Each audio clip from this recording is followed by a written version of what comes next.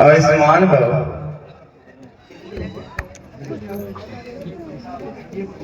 कहिए भगवान, किधर की चढ़ाई है और कौन से दुश्मन से लड़ाई है? न किसी पर चढ़ाई है और न किसी से लड़ाई है। काल चक्कर से बर्त की किस्मत ही चक्कर में आई है। हे निषाद रात,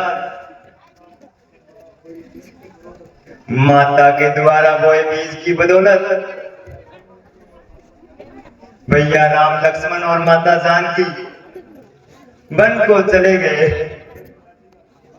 उधर पिताजी का स्वर्गवास हो गया, मैं अकेला रह गया हूं। भैया राम लक्ष्मण मैं माता जानकी को वापिस अयोध्या लाने के लिए मैं उनसे मिलने आया हूं। पर महाराज, इतनी बड़ी विशाल सेना साथ लेकर आए हो, इसका क्या कारण है? हे निषाद राज,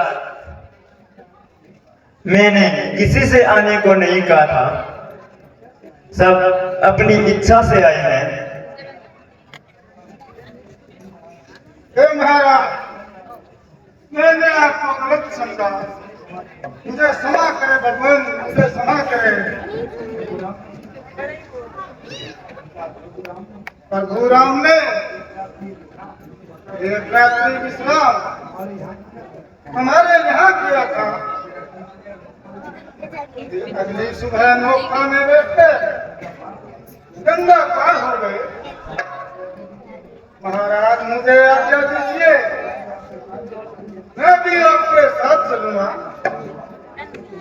और भगवान के दर्शन करूंगा। भैया निषाद, आप कृपा करके इतना काम कर दीजिए कि हम गंगा पार कर सकें।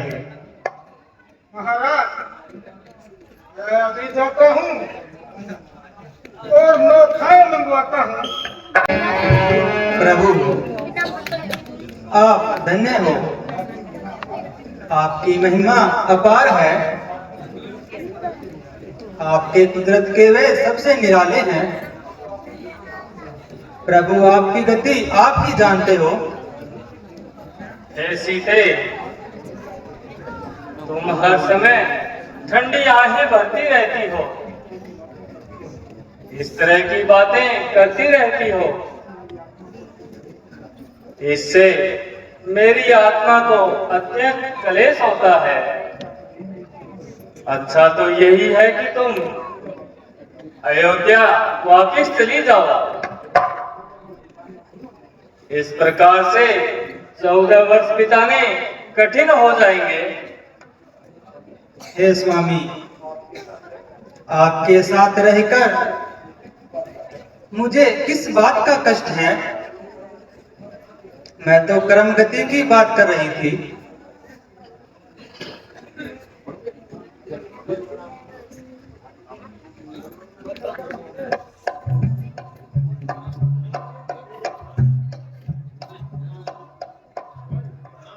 आयुष्मान, कहो भाई, क्या कारण है? आप इतने व्याकुल क्यों हो रहे हो? एक भील की विनती सुनिए अवध किशोर। भरतलाल दंडबल सहित आते हैं इस ओर। देखिए उधर नमंडल में ऊपर को धूली चढ़ रही है। ये धूली उसी सेना की है। सेना वह इधर बढ़ रही है। आने दो, कुछ परवाह नहीं। हे भाई शिगर ही आज्ञा दो, भाई को समझूंगा मैं। बस न्याय में चाहता है, ये कैसे होने दूंगा मैं। ऐसे ही हद चल रहा है कि की रजपूतों से, क्या दुख है राज्य जाने का, पूछे कोई रजपूतों से। बड़ा बुरा भरत है, भाना भी और शंकर भी, आज में बजरे में पाएगा, बचाने आए शंकर भी। सौगंध आपको है मेरी, इस समय रोकना नहीं मुझे, हे नाथ रोकते रहे सदा, इस समय रोकना नहीं मुझे। यदि पुत्र सुमित्रा का हूं मैं, तो उसका कर्म मिटा दूंगा, श्री राम दुहाई पृथ्वी पर क्षण भर में उसे सुना दूंगा। सेवक का तो धर्म ही नित्य तत्पर है सेवा में, स्वामी पर संकट है न छोड़ होना सेवा में। पृथ्वी हो जाए खंड खंड, विंध्याचल हो जाए, तूफान समुद्र से उठकर अंबर से चाहे टकराए, शंकर भी अगर मदद करे तो शंकर ही की शक्ति है, रणनीति से सुना दूंगा जो रघुराई का देरी है। लक्ष्मण, जरा शांति से काम लो। पहले तो भरत गिर गया है, ये नहीं समझ में आता है, उस जैसा तो सुशील भाई सब जगह न पाया जाता है। फिर भी यह माना बदल गया, चाहता निभाना मेल नहीं, तो उससे उसकी सेना से दे पाना कोई खेल नहीं। तुम एक अकेले धनुष तुम पर कब तक समूह अड़ सकते हो, इतने दल वाले राजा से कैसे रण में लड़ सकते हो। जब तक था भरत धर्मना, तब तक हम दबा ना सकते थे, मैं क्या सो लक्ष्मण भी, अरे उसको रण में हरा ना सकते थे। आज अधर्मी हुआ वही, दल बल सारा धर्म का है, इसलिए धर्म का एक बाण उन सब का वध कर सकता है। या तो ये बाण शत्रु का काल हो जाएगा, या आज दास का चरणों में बलिदान प्राण हो जाएगा। भैया, जरा धैर्य से काम लो, शस्त्र कहीं भागे नहीं जाते, संभाल लेना और अपने दिल के अरमान निकाल लेना। लो, वह देखो भरत अकेला ही नंगे पांव दौड़ता हुआ आ रहा है। भैया राम, भैया भरत, भैया राम, भैया भरत, भैया राम, भैया भरत, भैया राम, भैया भरत, भैया राम, भैया भरत, भैया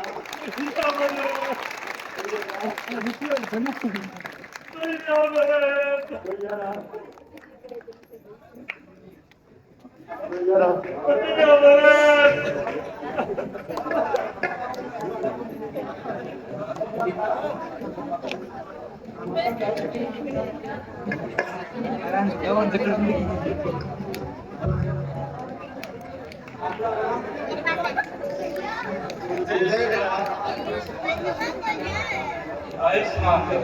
माता जी प्रणाम, माता जी प्रणाम, माता जी प्रणाम।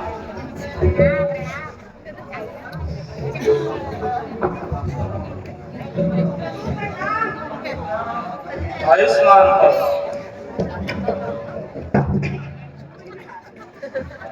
आयुष्मान भव।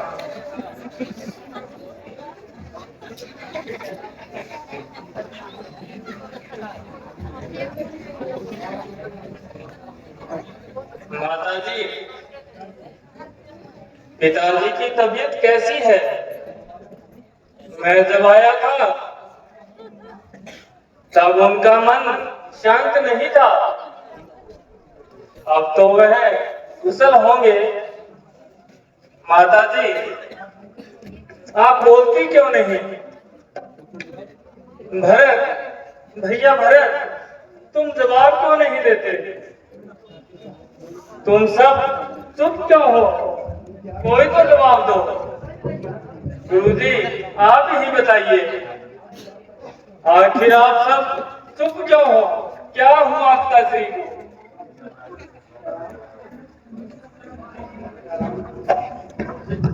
बेटा राम, तुम्हारे पिताजी अब इस दुनिया में नहीं रहे। हाय पिताजी,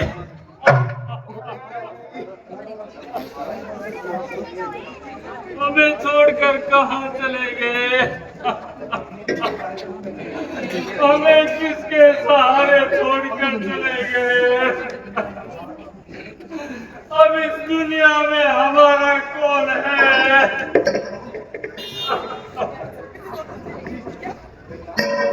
बेटा, अब रोने से क्या होता है? इस दुनिया में जो आया है वह एक दिन अवश्य जाएगा। इस नश्वर शरीर के लिए इतना मोह क्यों करते हो? जो बनेगा वो अवश्य टूटेगा, जो बड़ा है वो जरूर टूटेगा। इसीलिए इस बात को जाने दो। बेटा भरत, तुम अपना अभिप्राय श्री राम से कहो। भैया, सीता लक्ष्मण के साथ साथ रघुराज अवध का राज करें। मैं और शत्रुघ्न बदले में वन में रहने का काज करें। देखो भैया, व्यर्थ है अब यह विन्य विचार। अवध लौटने के लिए राघव है लाचार। जो एक बार निश्चय करके फिर उस निश्चय से टलता है, उसका टलना चंचलता है, निज आत्मा की दुर्बलता है। वनवास हमारे लिए एक अच्छे पद पर पहुंचाता है राज्य तुच्छ इसके आगे। मार्ग बड़ा सुखदाता है। बड़े भ्राता के होते छोटा न राज कर सकता है। यदि करता है तो है अधर्म, ये धर्म शास्त्र की आज्ञा है। जब बात धर्म अधर्म की हो तो कर्मशील क्या कर्म करे। हे राघव आज्ञा देते हो, ये भाई भरत अधर्म करे। मैं कभी न दूंगा आज्ञा ये, तुम पाप अनिति अधर्म करो। उपदेश यही होगा मेरा, सत्यवादी हो सत्कर्म करो। जब प्रसन्न धर्म अधर्म का हो तो कर्मशील क्या कर्म करे। आज्ञा देते हो भरतलाल, ये भाई राम अधर्म करे।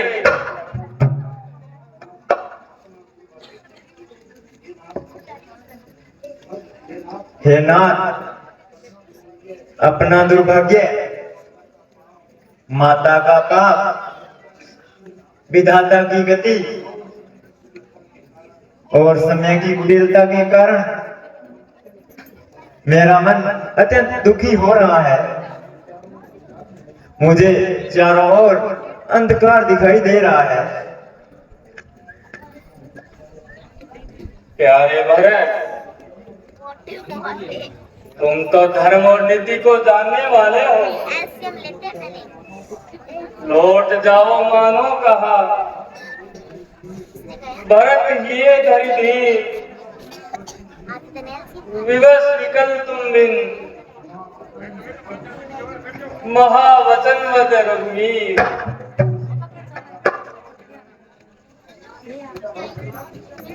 बेटा भरत,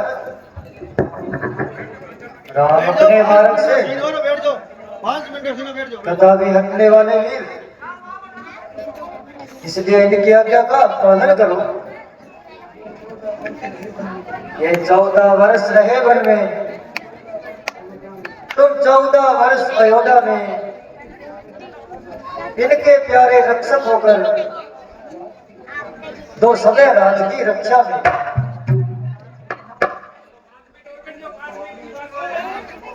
रखवाले बनकर सुनो भरत, रखवाल सवाल करोगे तुम।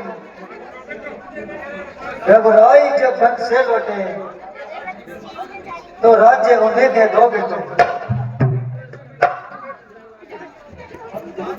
गुरुदेव, आपकी आज्ञा मुझे सिरोधारी है, पर इतने दिनों तक सिंहासन कैसे सुना रहेगा? राम, तुम अपने चरण पादुकाएं भरत को दे दो। चरण पादुकाओं को राजगद्दी पर रखकर ये राज्य कार्य करते रहेंगे। अच्छा प्रभु, अपनी चरण पादुकाएं मुझे दे दो।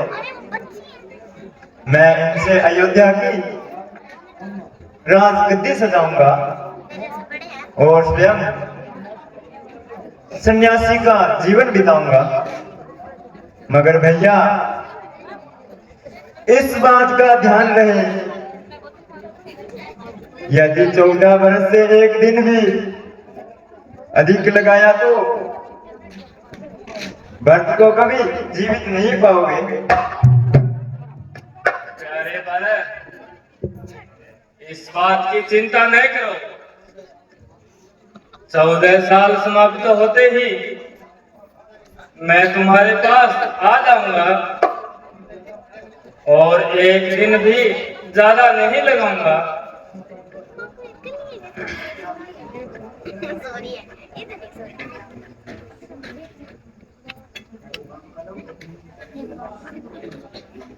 सॉरी है।